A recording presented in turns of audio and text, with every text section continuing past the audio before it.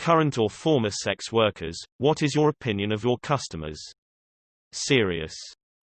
When I was 13, my family lost everything, and we could barely afford food. Without their knowledge, using a library computer, I started setting up Craigslist ads. I knew that while I wasn't the most attractive, there would be very few competitors at my age, and the people willing to pay to watch someone like me do sexual things would be quite high. Until I turned 15, I only did cam shows using Skype while they were at work, and now I make roughly £2,000 a month from escorting. I remember I went to a very major hotel in London to meet one client, and the person in the lobby stopped me from walking to the elevator and said, "You've come here 3 times in the past month.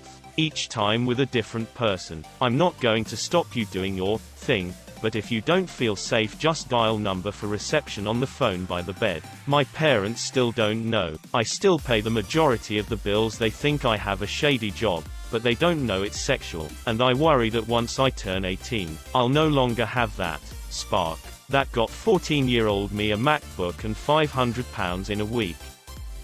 I'm a former escort, and for the most part my opinion of my customers was good. I had a few over the years that were assholes, but most of them were really nice guys. I will say though that my experience made me a little jaded because majority of my clients were married. It kinda made me think that if I ever get married they would just cheat on me with a hooker. I'm a bit late, so I doubt anyone will read this, but I used to meet men on Craigslist. Most of the guys were very polite and respectful, and also very generous. I found that a lot of times they just wanted companionship even more than they needed sex. I became pretty close friends with a few of my regulars. One guy in particular was always very funny. He literally had me laughing hysterically every time we met. He was such a sweet guy too. He'd often let me borrow his car when I needed to go somewhere. The sad thing with him though was he had some sort of medical issue, diabetes maybe, where he couldn't get an erection. But I would do everything in my power to make him come still, and he usually did. He was so embarrassed about it though. He was an attractive and funny guy, so I'm sure he didn't have any problems meeting women. I think keeping them around was the problem though. I really miss him, and I hope he has found someone who takes good care of him, because he deserves it. Camgirl for 4 years. It's pretty easy. I respect them if they respect me. There's no reason for me to kiss anyone's ass if they don't treat me like a human being. On the other hand, I adore the hell out of my regulars.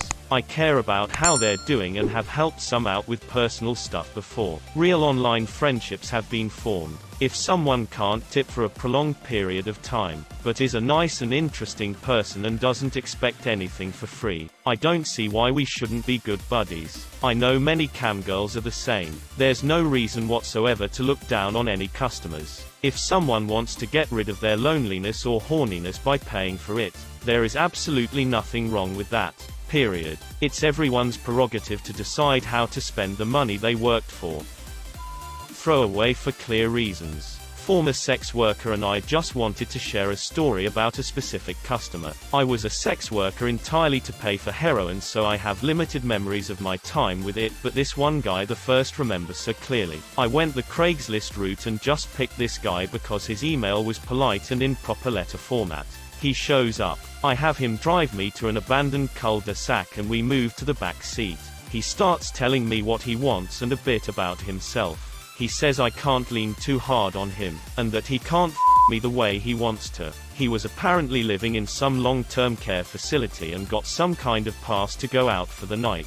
A whole long list of surgeries and back fusions and plates and screws. He said he had lost the sensation in his hands but still wanted to hold someone. So I sort of sat in front of him and he played with my chest and liked the frustration, and gratitude, and entirely macabre nature of the whole situation made it honestly one of the most intimate moments I've ever had with another human being. Staring out the window in the middle of the desert, watching the dim yellow light of the street lamps stretch into the dark, hearing him breath against the back of my neck.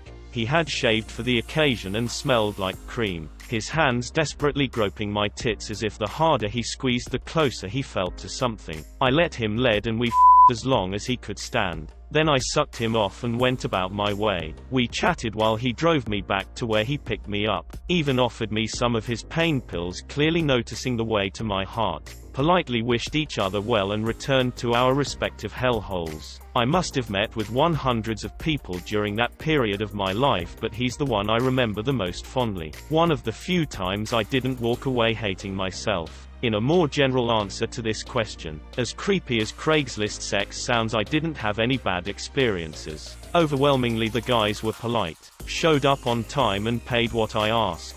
They were grateful just to get that sexual release without judgment or a lot of run around.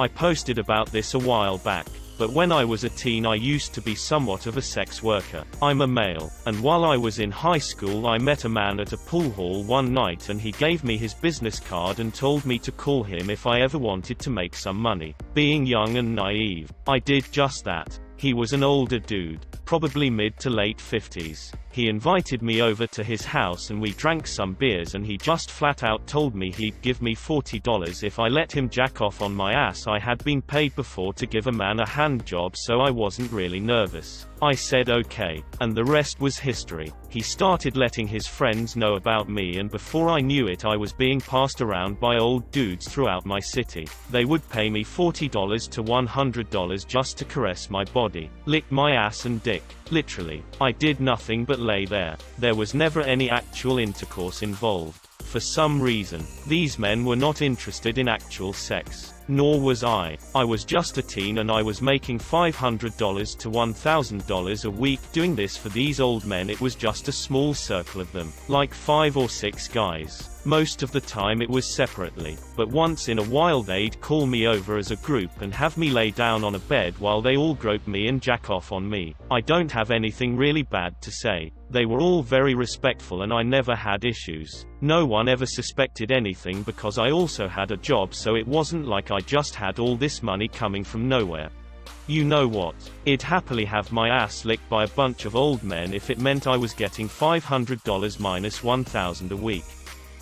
I'm a professional dominatrix of 4 years, and I honestly think I have the best gig on earth for me. It's obviously not for everyone. I've spent a great deal of time projecting my particular interests and specialties, while enforcing my hard limits and boundaries. It's left me with a very special clique of regular clients who enjoy what I enjoy, can laugh with me, and whose company I honestly look forward to sharing. My clients know a very real part of who I am that I don't get to express in other settings. It is true that some of my clients know a side of me that my friends would never experience. My favorite regular and I grab wine and dinner about once or twice a month. Off the books. Just to catch up and laugh. He's not someone I would have met otherwise, and it's a privilege to maintain that relationship because he's genuine, respectful, and a really great guy. In my field, we actively seek out women who love what they're doing, not forced or coerced by the cash. That being said, the pretty woman scenario would be the ultimate way to meet a real-life partner. Many ladies have courted some of their clients outside of the dungeon. If I found a true connection with a client, I would be totally open to seeing them in a less professional capacity. I have nothing but respect for the amount of courage it takes to walk into a dungeon and articulate your needs and desires.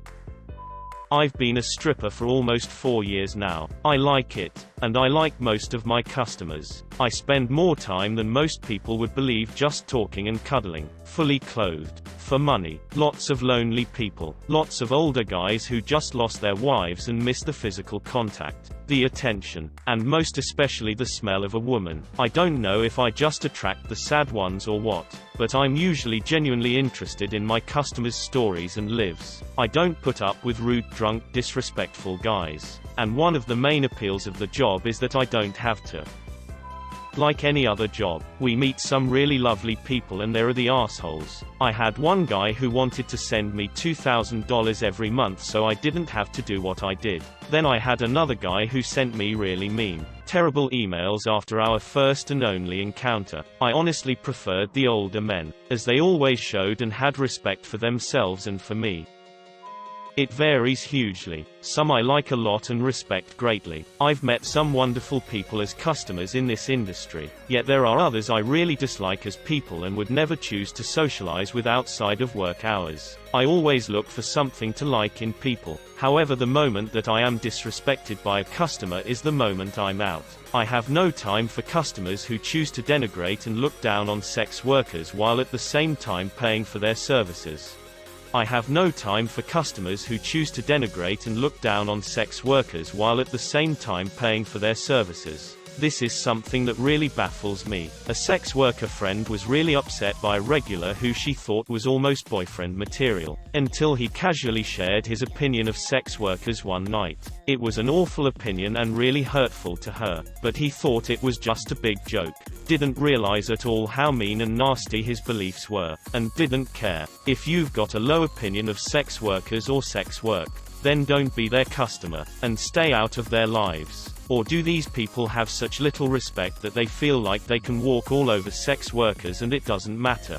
It's a common thing. Someone on Reddit was once commenting about browsing gone wild but was also shitting on the girls who post on it. I responded to say that if you enjoy a thing you don't get to condemn the people who provide that thing for you, and it got downvoted to hell. There's also a question on OKC that asks if you could have respect for someone after sleeping with them on the first date, and a lot of people answer no. I don't understand the mental gymnastics required to have contempt for the other party that engaged with you in a mutually consensual endeavor, but there's no doubt a ton of people do it.